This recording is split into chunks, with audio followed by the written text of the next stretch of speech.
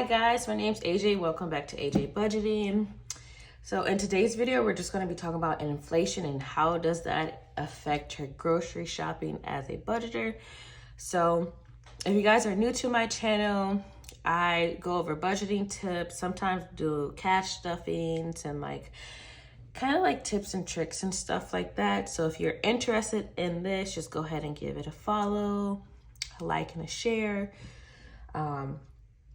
But the first thing that I want to touch base into my December series is how inflation is impacting your grocery bill as a budgeter. So, as a budgeter, we like to make sure basically all our ducks are in a row and all of our money is accounted for basically, right? So with the rising cost of groceries, it's essentially making our money go not as far as we would like, and it's costing more to feed our family, which in turn has us adjusting our budget more frequently. So I just want to give you out some facts really quick and then give you some ways to manage grocery price inflation. There you go. Girl, words is hard sometimes, okay. So, COVID has a lot to do with a lot of things that are happening right now. If you're talking about buying a house, if you got those low interest rates, but it also has to do with inflation.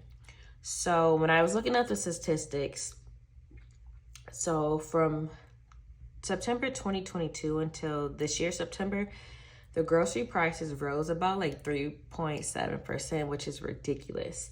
But we also got to reel it in until 2020, when basically the whole world shut down. For me, the most iconic thing when COVID happened, it's not essentially the world shutting down, was seeing the Las Vegas Strip dark, because it has never been dark. So that was crazy to me. But COVID disrupted a lot of the supply chains, and then it didn't help that there were certain tariffs on certain foreign domestic I'll say foreign imported goods. There we go. So that caused the grocery prices to steadily rise since 2020. And we really wasn't necessarily seeing the effect until I would say maybe this year. But in some of the same instances, some of the grocery prices rose 11.7% in a 1 year period, which is crazy, okay? Y'all remember the time when eggs was $8? I mean, you can still find eggs that are $8, but even the cheap Kroger brand or wherever you shop was even $8, and that was crazy. So that's just the gist of it. But when you're budgeting, right, the main thing that you want to do is make sure everything's accounted for. You're adjusting your spending habits as needed, or whatever, so forth. So this is my high priority binder. This does have my groceries tab in here, which is this one. So in a previous video, I did state that I buy in bulk. So I might go grocery shopping maybe every 2 to 3 months. And I do this as a slow fill until it's time for me to go grocery shopping, because I buy in bulk. I mostly shop at Costco and Sam's, and I get my little ins and outs from Walmart or Ralph's, which is Kroger. In California, it's the same thing. But we're going to be talking about some ways that you can help fight inflation when it comes to buying groceries as a budgeter.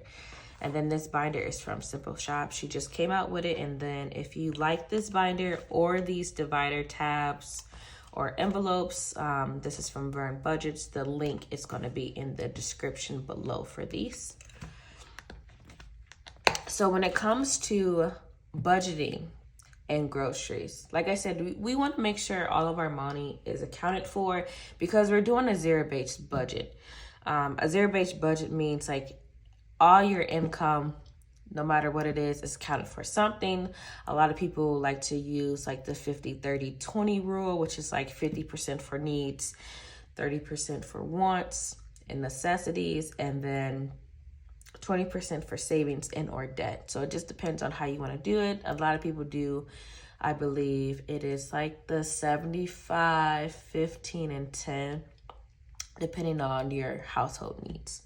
So some of the 4 ways that I think are very helpful going into the new year, especially because, we're trying to get financially prepared for the new year, start off on a good foot and hit those savings goals. And sometimes that might be adjusting our grocery bill.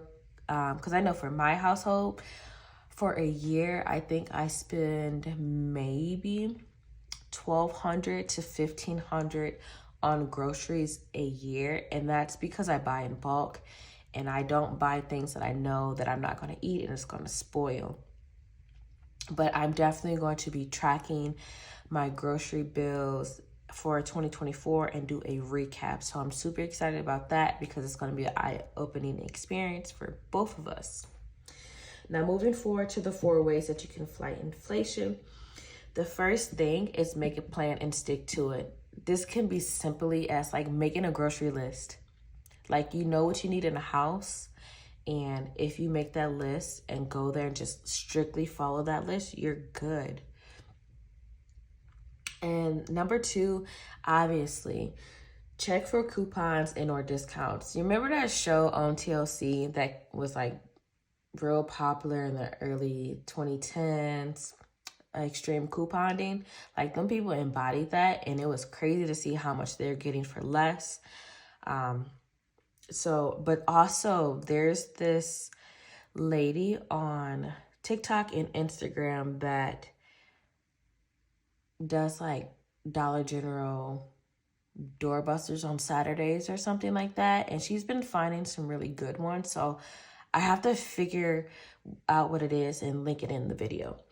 But she does like really good things when it comes to like couponing and stuff, especially at Dollar General. And those are usually on Saturdays. Number 3 is swap out items to save, meaning like buy generic, buy Whole Foods. What I do, buy in bulk. Try to buy items that are in season and not out of season because they tend to be more expensive. You can either buy your vegetables and stuff like canned or frozen. And this also prevents spoilage because you don't want your money going into the trash, especially after you worked super hard for it. And then lastly is like pay attention to the price per unit. So what that means, like, hey, this can of corn for a 6-pack is like $3.50, right? But in the little square in the top left-hand corner, each can is 75 cents. I don't know if my math is mathing, but you get what I'm trying to say. But then you have another option, which is going to be the generic version, and you're paying $2.50 for a pack of 6, and the price per unit is, I don't know, still 75 cents. I don't know.